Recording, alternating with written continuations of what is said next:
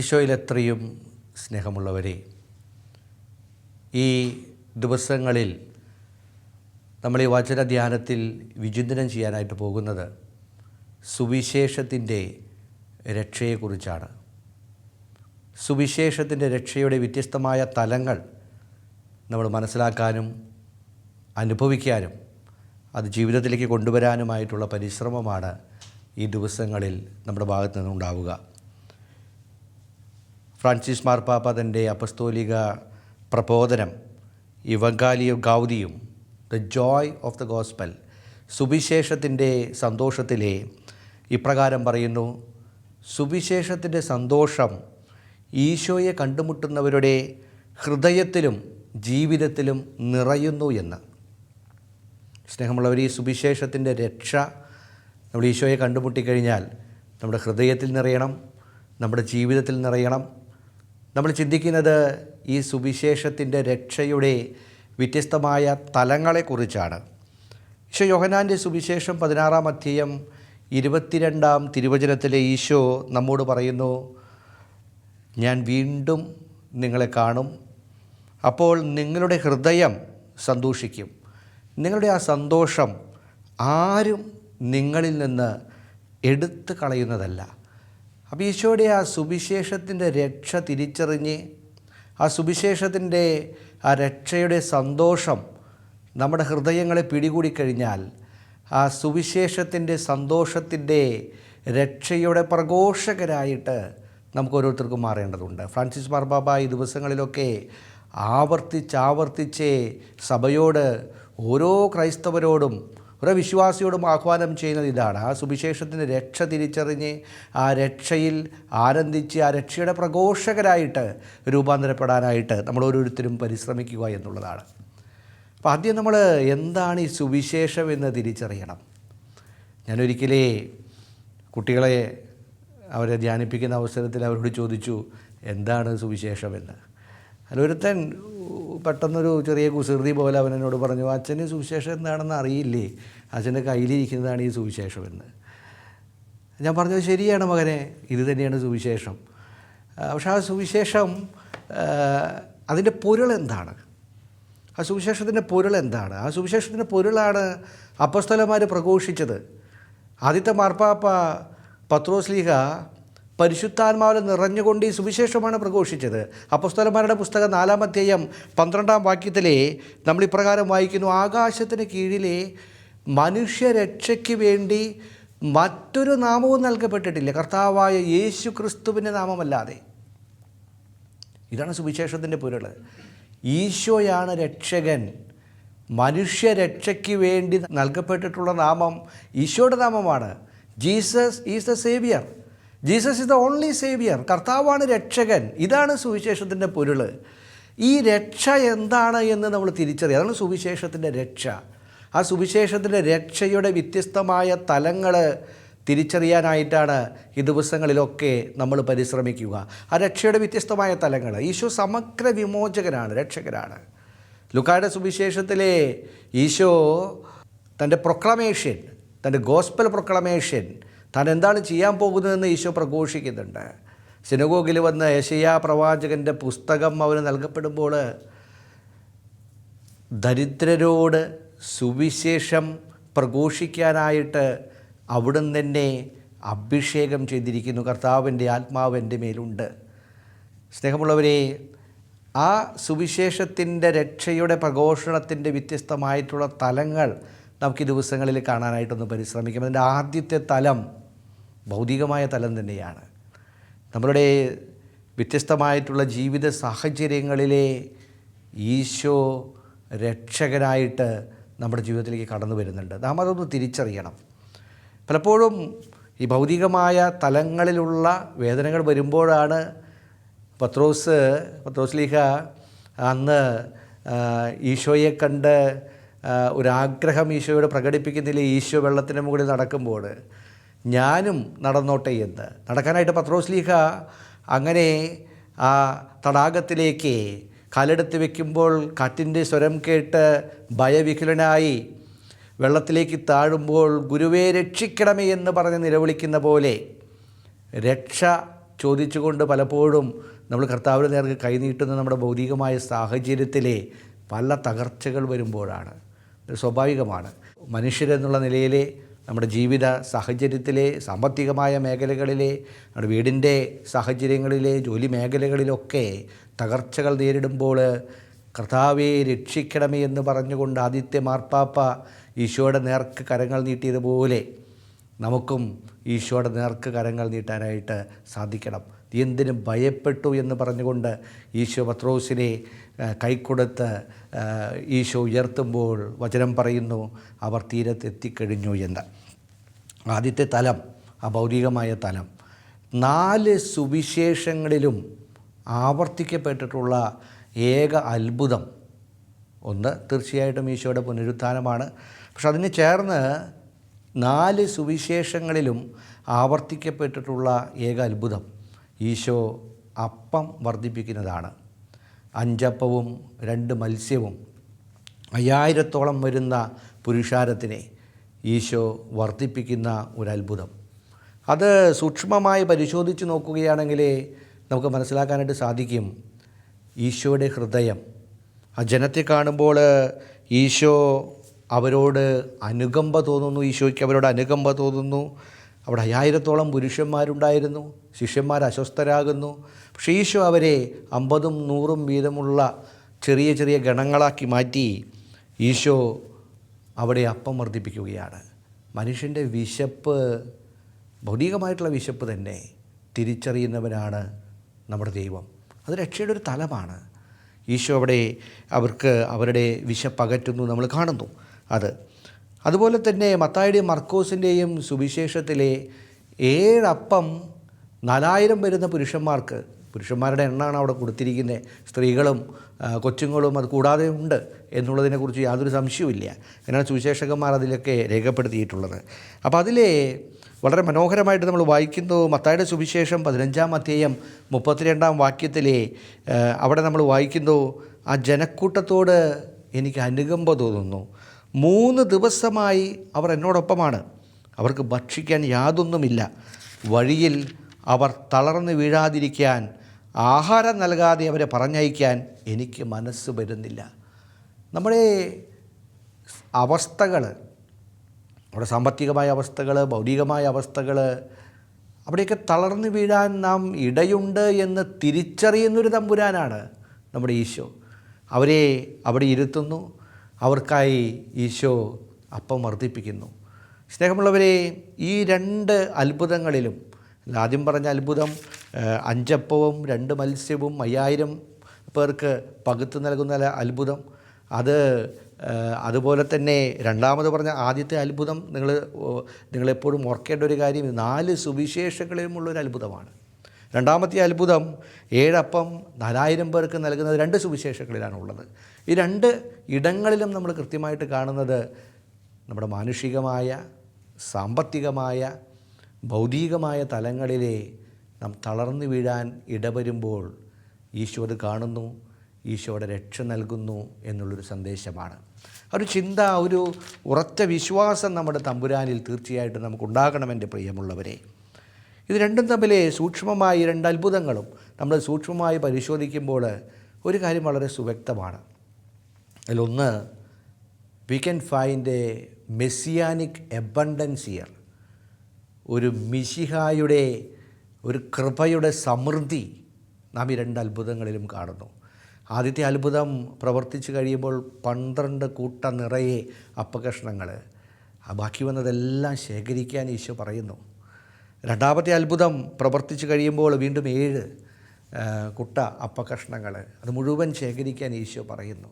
ഒരു ചിന്ത, ഉപചിന്ത അതിനോട് കൂടി ചേർന്നിട്ടുള്ളത്, പലപ്പോഴും സമൃദ്ധിയുടെ നിറവുകൾ അവിടെ പല വിരുന്നുകളിലും ഒത്തിരിയേറെ മനുഷ്യർക്ക് ഭക്ഷിക്കാവുന്ന ഒത്തിരിയേറെ ഭക്ഷണം അത് വേസ്റ്റായി പോകുന്നു. നമ്മളൊക്കെ കാണുന്നതാണ്. ഒരിക്കലും ഒരു കാരണവശാലും ഒരു അല്പം പോലും ഭക്ഷണം അത് വേസ്റ്റാകാൻ ഇടവരരുത് എന്നുള്ളൊരു ചിന്ത കൂടി ഒരു ഉപചിന്തയായി ഇതിനോട് ചേർത്ത് നമ്മുടെ മനസ്സുകളിൽ നമുക്ക് ചിന്തിക്കാം.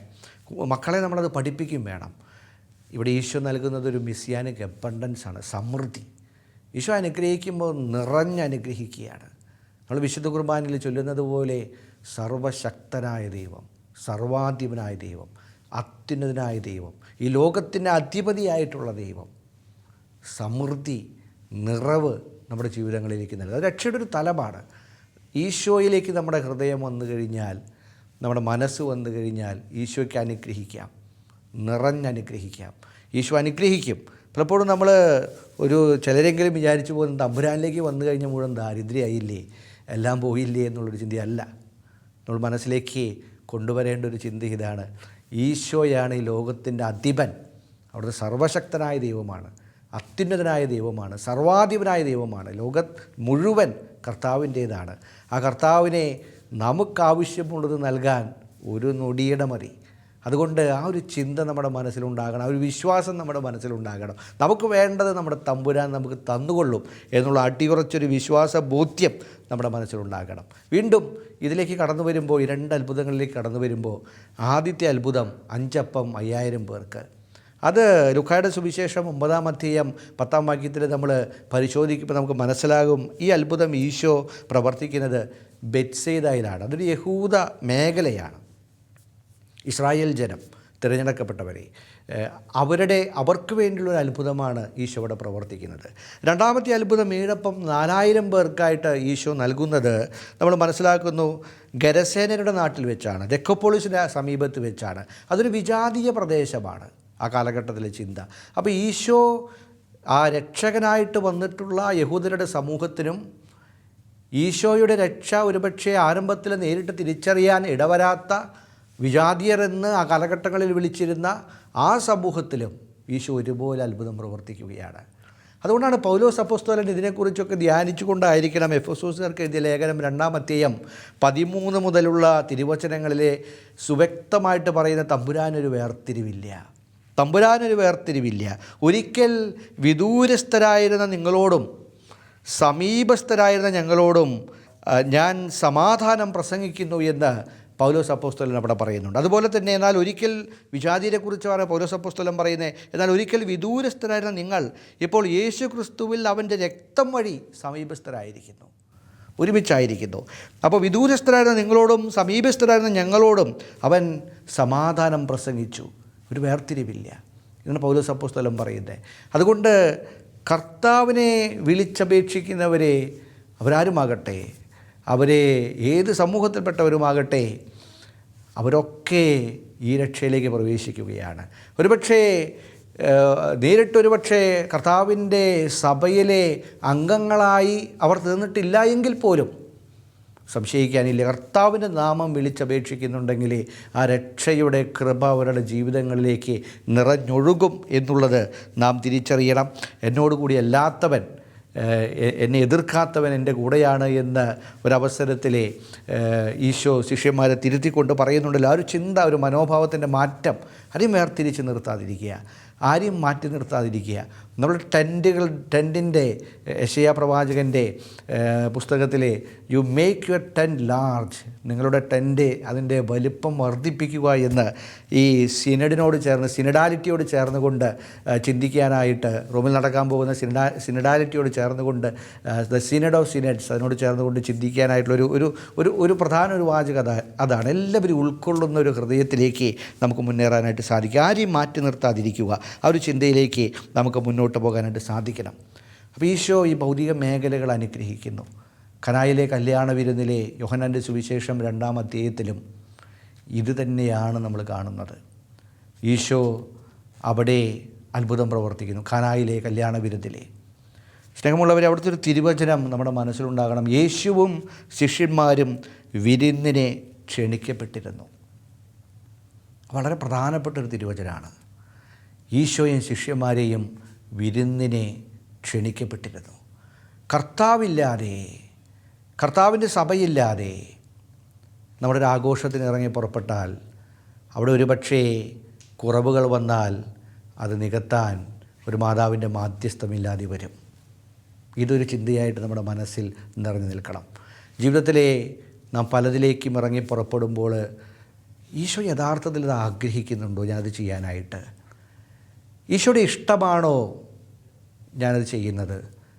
എന്നൊരു ചിന്ത തമ്പുരാനോട് ചോദിച്ചേ. തമ്പുരാനോട് ചോദിക്കുക എന്ന് പറഞ്ഞാൽ തമ്പുരാൻ്റെ മുമ്പിലൊന്ന് ഇരിക്കുക. ഇൻസേനെ യേശുവിൽ നമ്മളതെല്ലാം കാണുന്നു. ഈശോയുടെ മുമ്പിൽ കുറച്ച് സമയം ഇരിക്കുക. ഈശോ, ഞാനിത് ചെയ്യണോ? അതെന്തുമാകട്ടെ, നമ്മൾ ചെയ്ത് എന്തായാലും അത് ഈശോയോട് ചോദിക്കുക. നമുക്ക് 2 ലോകമല്ലേ ജീവിക്കുക. പള്ളിക്കകത്തൊരു ലോകം, പള്ളിക്ക് പുറത്തൊരു ലോകം. അങ്ങനെ 2 ലോകം നമുക്കില്ല. നമുക്കൊരു ലോകമേ ജീവിക്കാനുള്ളൂ. We live in the life of our lord. കർത്താവിൻ്റെ ലോകത്തിലാണ് നമ്മൾ ജീവിക്കുന്നത്. അതുകൊണ്ട് ഞാൻ എന്ത് ചെയ്യുകയാണെങ്കിലും അത് ഈശോയോട് ചോദിച്ച് ചെയ്യുക. ഈശോ, ഞാനത് എന്താ ചെയ്യണ്ടേ? ഏറ്റവും ആദ്യവും നാം ആലോചന ചോദിക്കേണ്ടത് ഈശോയോടാണ്, ഈശോയുടെ പരിശുദ്ധാത്മാവിനോടാണ്. പരിശുദ്ധാത്മാവ് നമുക്ക് പറഞ്ഞു തരും എന്താണ് നാം ചെയ്യേണ്ടതെന്ന്. അങ്ങനെ ചോദിച്ചുകൊണ്ട് നമ്മൾ ഇറങ്ങിയാലേ സംശയയിൽ ഈശോയുടെ രക്ഷ അവിടെ ഉണ്ടാകും. അവിടെ തകർച്ചകൾ വന്നാലും, അവിടെ കുറവുകൾ വന്നാലും ഈശോയെ ക്ഷണിച്ചുകൊണ്ട് നമ്മൾ തുടങ്ങിയിട്ടുണ്ടെങ്കിലേ ആ കുറവ് നികത്താനായിട്ട് അവിടെ ഈശോ അത്ഭുതം പ്രവർത്തിക്കും. പരിശുദ്ധ അമ്മയുടെ വലിയ മാധ്യസ്ഥം അവിടെ ഉണ്ടാവുകയും ആ കുടുംബത്തിൻ്റെ അപമാനത്തിൽ നിന്ന് ആ കുടുംബത്തെ ഈശോ രക്ഷിക്കുകയും ചെയ്യുന്നത് കാനായിലെ കല്യാണ വിരുന്നിലെ നാം വായിക്കുന്നുണ്ട്. സങ്കീർത്തനം 119:39 സങ്കീർത്തകൻ പ്രാർത്ഥിക്കുന്നത്, ഞാൻ ഭയപ്പെടുന്ന അപമാനം എന്നിൽ നിന്ന് അകറ്റണമേ എന്നാണ്. ഞാൻ ഭയപ്പെടുന്ന അപമാനം. പലപ്പോഴും പലതിലേക്ക് ഇറങ്ങി പുറപ്പെടുമ്പോൾ പലരുടെയും മനസ്സിൽ ഉത്കണ്ഠ ആദിയാണ് ഭയപ്പെടുന്ന അപമാനം. എന്തിനാ ഭയപ്പെടണേ? ഞാൻ കർത്താവിനോട് ചോദിച്ചേ, കർത്താവ് പറഞ്ഞൊരു കാര്യത്തിനാണ് ഞാൻ മുന്നോട്ട് വയ്ക്കുന്നതെങ്കിലേ, ഞാൻ പ്രവർത്തിക്കുന്നതെങ്കിലേ, അവിടുത്തെ കുറവ് വന്നാലും ആ കുറവ് നികത്താൻ ഈശോയുണ്ടാകുമെന്നുള്ള വിശ്വാസമാണ് സുവിശേഷത്തിൻ്റെ രക്ഷയുടെ ആദ്യത്തെ ഒരു പാഠങ്ങളിൽ ചിലത്.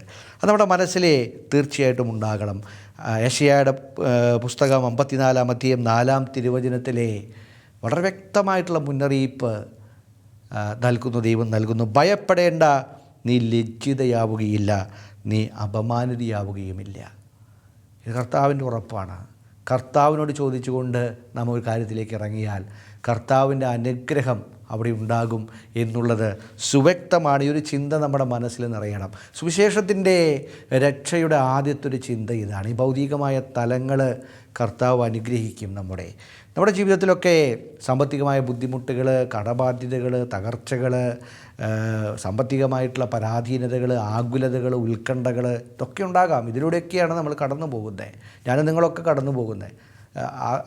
ആ സാഹചര്യത്തിലൊക്കെ സർവാധിപനായ, സർവശക്തനായ, അത്യുന്നതനായ ദൈവം എൻ്റെ കൂടെയുണ്ട് എന്നുള്ളൊരു ബോധ്യം നമ്മുടെ മനസ്സിലുണ്ടെങ്കിലേ നമ്മുടെ ജീവിതം കൃപയുടെ ഐശ്വര്യത്തിൻ്റെ നിറവുകളായിട്ട് രൂപാന്തരപ്പെടുമെന്നുള്ളതിനെക്കുറിച്ച് ഒരു സംശയവും നമുക്ക് വേണ്ട.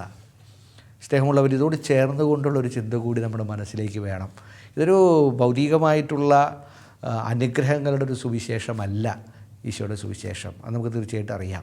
സമ്പത്തിനൊക്കെ പല അവസരത്തിലും നിശിതമായിട്ട് ഈശോ ആ ഒരു അവസരങ്ങളിലൊക്കെ വളരെ നിശിതമായിട്ടുള്ള രീതിയിൽ ഈശോ പ്രതികരിക്കുന്നത് നമ്മളൊക്കെ കാണുന്നുണ്ട്.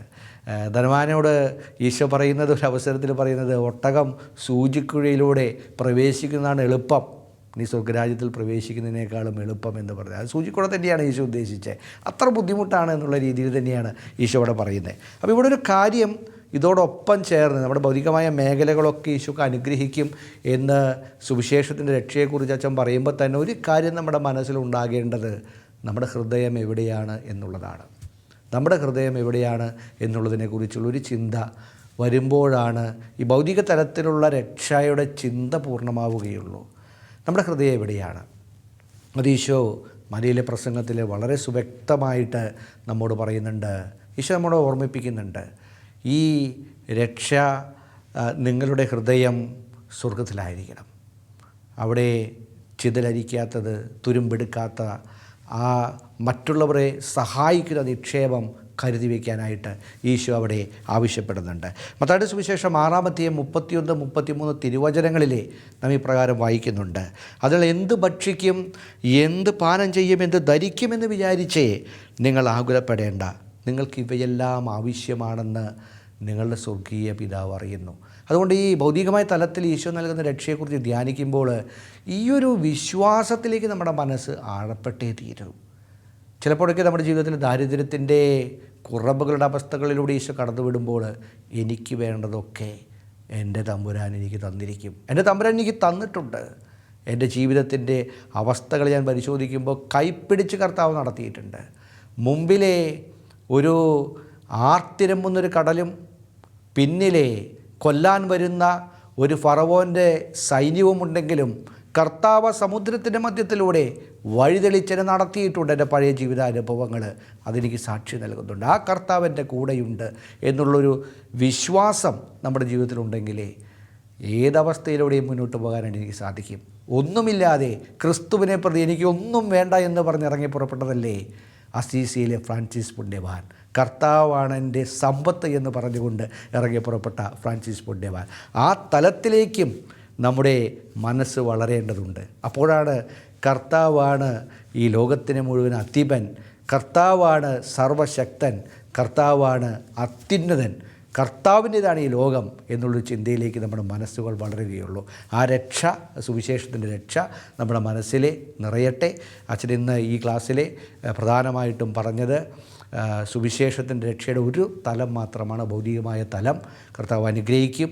നമ്മുടെയൊക്കെ സാമ്പത്തികമായ മേഖലകൾ, കടബാധ്യതകൾ, തകർച്ചകൾ ഇതെല്ലാം ഈശോയ്ക്കായിട്ട് നമുക്ക് കാഴ്ചവെച്ച് ഒരു നിമിഷം നമുക്ക് പ്രാർത്ഥിക്കാം. ഇതൊരു തലം മാത്രമേ ആകുന്നുള്ളൂ. വരും ദിവസങ്ങളിലെ ഇതിൻ്റെ വ്യത്യസ്തമായ തലങ്ങൾ നമ്മൾ തീർച്ചയായിട്ടും കാണുന്നതായിരിക്കും. ഈശോ നമ്മയൊക്കെ സമൃദ്ധമായിട്ട് അനുഗ്രഹിക്കട്ടെ. ഈശോ രക്ഷകനാണ്. Jesus is the only saviour, he's a saviour എന്നുള്ള ചിന്ത മനസ്സിൽ മുറുകെ പിടിച്ചുകൊണ്ട് ഈ ദിവസം നമുക്ക് ഈശോയുടെ സന്തോഷത്തിൽ, ഈശോയുടെ രക്ഷയിൽ നമുക്ക് ജീവിക്കാം. ഈശോ നമ്മെ അനുഗ്രഹിക്കട്ടെ.